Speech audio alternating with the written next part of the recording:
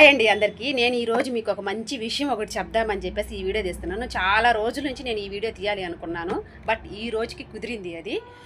ఇంకొక విషయం ఏంది అంటే అండి, మీరు ఒక అమ్మాయి కానివ్వండి, అబ్బాయి కానివ్వండి, ఒక బొటిక్ మీరు రన్ చేయాలి అనుకుంటే మీకు ఆ బొటిక్లో 100% మీకు ఆ వర్క్ వచ్చి ఉంటేనే మీరు బొటిక్ చేయగలరు. ఎందుకంటే మనం ఓనర్స్ని నేను ఇలా ఉంటాను, నేను 10 మంది చేత పని చేపిస్తాను, నాకేమైంది అనేది ఈ ఫీల్డ్లో అయితే వద్దండి. ఏ ఫీల్డ్లోనైనా మీరు ఉండండి, కానీ ఈ ఫీల్డ్లో మాత్రం వద్దు. ఎందుకంటే ఇది మనకి 100% ఈ వరకు వచ్చి ఉంటేనే మీరు బొటిక్ రన్ చేయండి.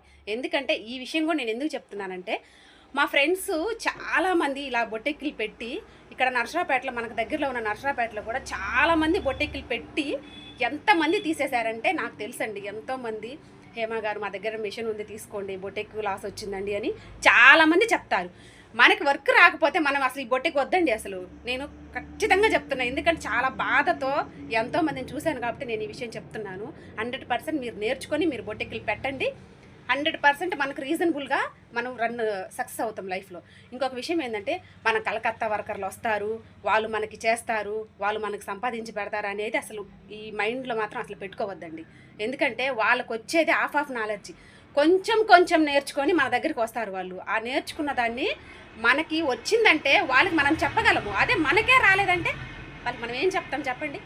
అలాగే కటింగ్ మాస్టర్లు కానీ, స్టిచ్చింగ్ మాస్టర్స్ కానీ ఎవరిని కూడాను, ఒక్క పర్సన్ని కూడాను మీరు నమ్మి పెట్టొద్దు. వాళ్ళు వస్తారు, మనం చేస్తాం అనేదాన్ని అస్సలు మీరు ఆ ఊహ, ఆ థాట్లో కూడా మీరు తీసుకొచ్చుకోవద్దు. వాళ్ళు లేకపోయినా మనం బొటిక్ రన్ చేయగలము అనే కాన్ఫిడెంట్ మీలో ఉంటే ఎవరైనా బొటిక్స్ పెట్టుకోండి.